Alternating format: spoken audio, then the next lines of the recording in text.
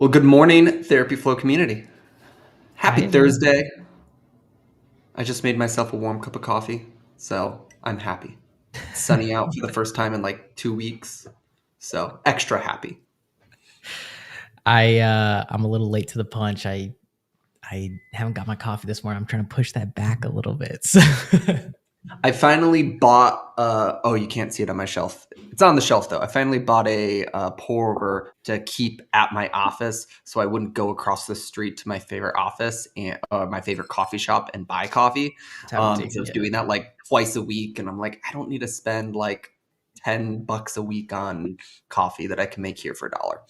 So it brings up a valuable topic, though, which is our environment significantly shapes the way that we function wherever we are in our home, in our office, in our place. What we have available to us often dictates the level of success, how habitual we are with good things for us or bad things for us. And the same is aggressively true for your business. And it's not just your office or your office location, but it's the things that are at your disposal that shape the landscape of how you live in your day-to-day business. So today, Attilio and I are going to slow down, and for you solo practices out there, for you group practice out there, we're going to pick apart some of the needed resources and tools to shape your environment. Because the fact of the matter is, many of you are trying to cook a meal in an under-resourced kitchen right now. You're trying to figure out how to bake Thanksgiving dinner and all its accoutrements with like an easy bake oven and one spatula.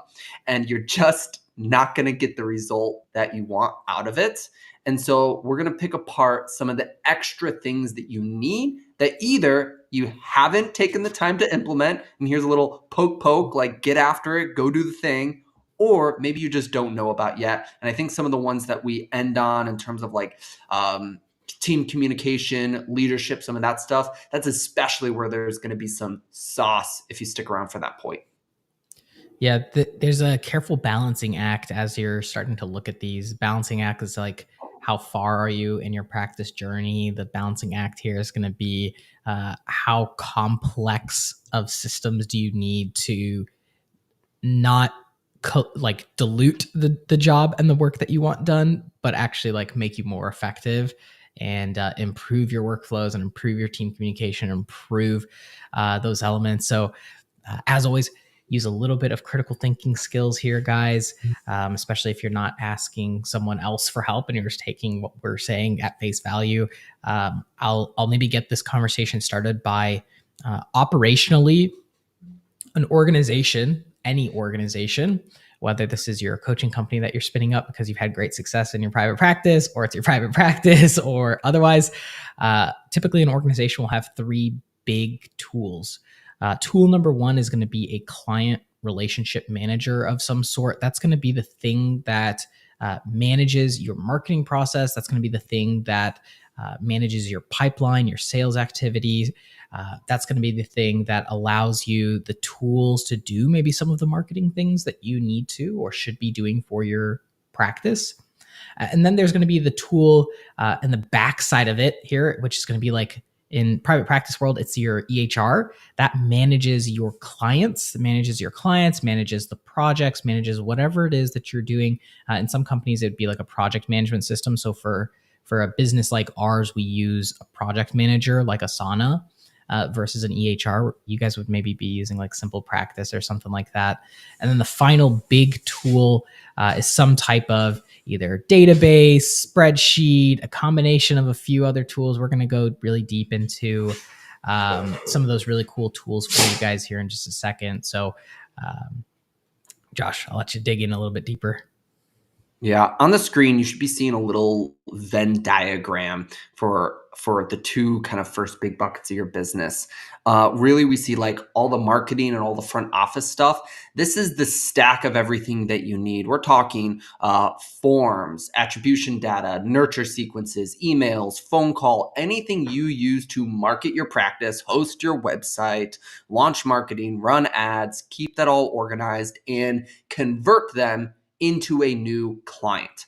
In almost every other industry, there is typically it's one, sometimes maybe two pieces of software combined, but one big piece of software called a CRM, a customer relationship manager. If you talked to us 5 years ago, there'd probably be a mix of a bunch of different softwares, but now there's a lot of great CRMs on the market. And typically, just like your EHR covers everything after a client says yes, all of your billing, all of your appointments, your reminders, your therapy office management once they're paying client, a single piece of software like a CRM can cover more than 90% of your needs typically if you get the right one. Now, there's a couple issues in the therapy space. Most CRMs like a key, like a ConvertKit or a HubSpot or a Microsoft Dynamics, they're either really, really expensive to get a HIPAA compliant version, or like HubSpot, they're not HIPAA compliant at all.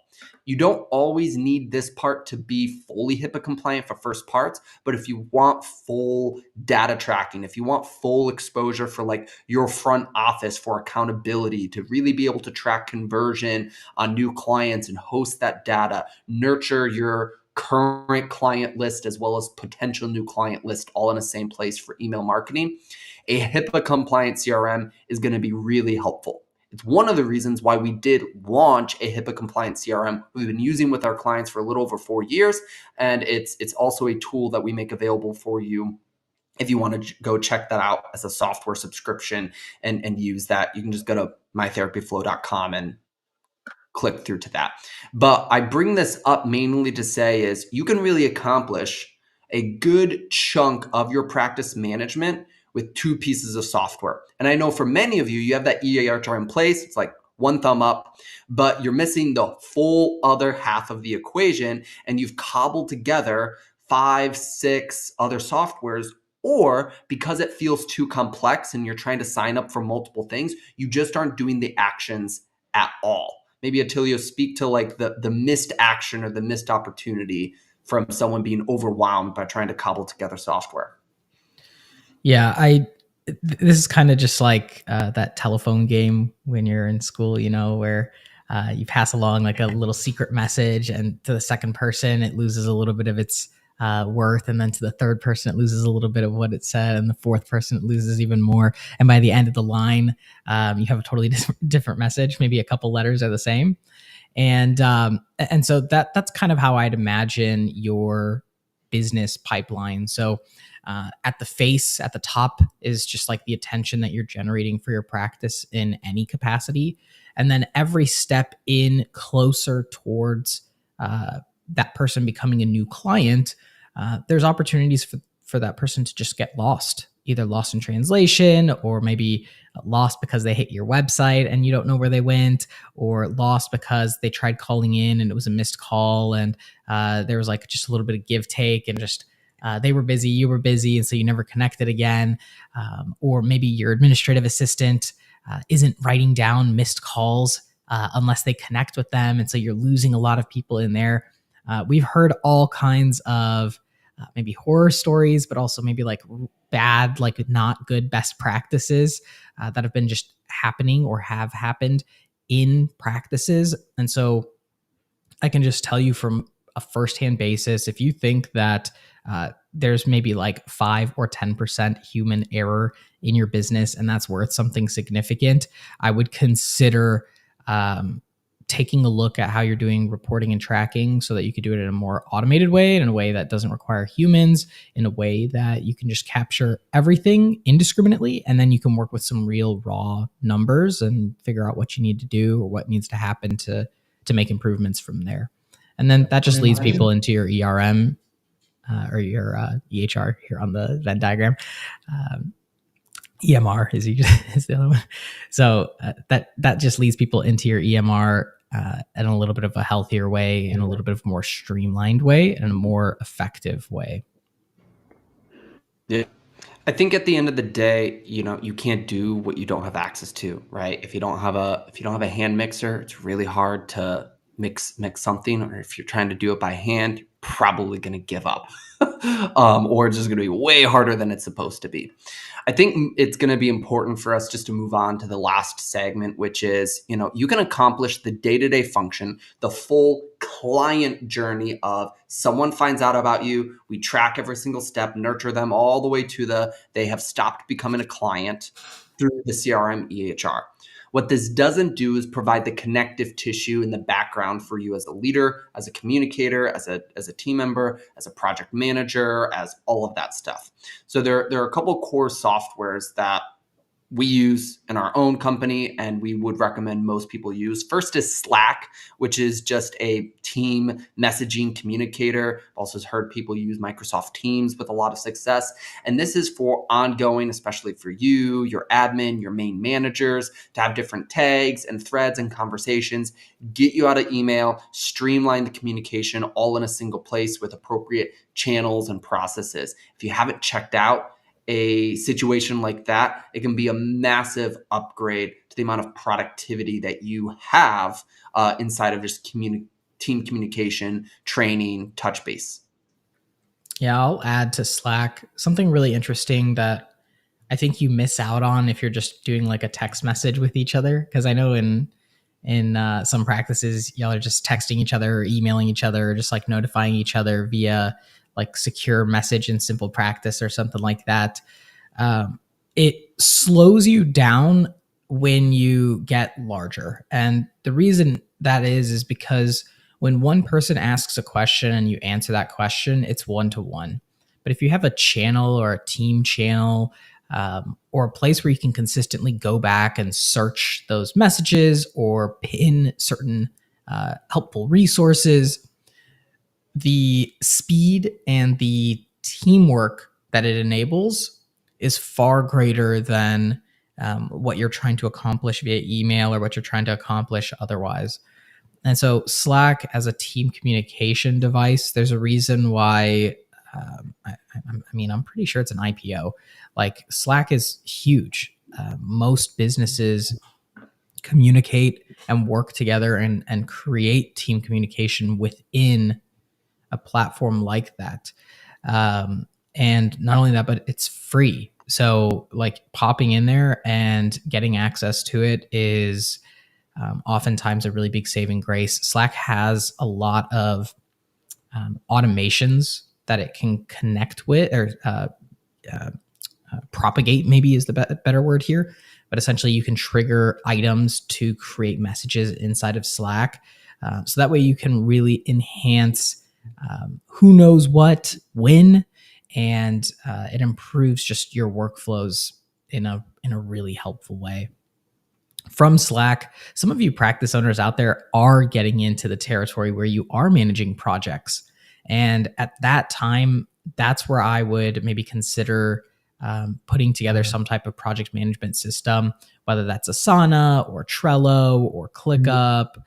There's a lot of options out there. This is going to be for the practices that have maybe a more complex work environment where maybe you have different team members who are responsible for different tasks. This is like if you're starting to have that billing department. This is if you're starting to have, one or two layers to your intake team, where you have like a manager and items or individuals that they're managing. This is maybe for the practice that has maybe a marketing manager, a marketing assistant. This is going to be the house for data. This is going to be the house for your trainings. This is going to be the house for any SOPs that you want your practice to be able to run through.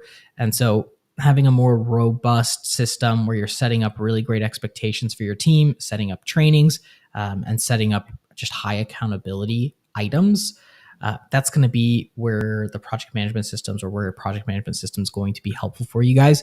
Or if you are a disorganized CEO, this is going to be a really, really helpful place to start managing and putting and plotting your own projects.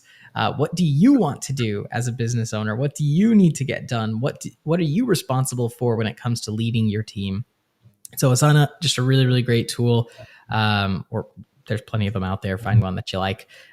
Don't make the decision too complicated. Another quick couple tools would be Loom. We use Loom regularly. Loom is a video recording software. And essentially, this video recording software allows you to bypass having meetings with people.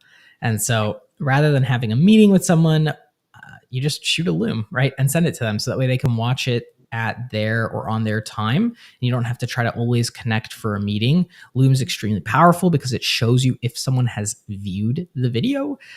It also lets people leave comments, ask questions, leave little like emojis or reactions to let you know what parts they're confused about or maybe have more questions on or need more details on. So that way you can expand further. It's really quick to shoot a video, especially among your team, rather than try to like document or type something out.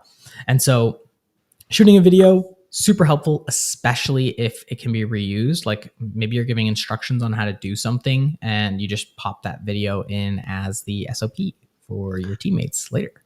So And as a quick side note, even like in Slack voice memos, if someone sends you a physical written message, you scan it quickly, and then you do a voice text or a voice memo as the response back. That can also just speed up the response time from you to them versus you also having to do like a comprehensive written out notice. So just a thought there. One of my other ones that I've been toying with, more as like a separate brain process, is I've been reading a book called How to Build a Second Brain.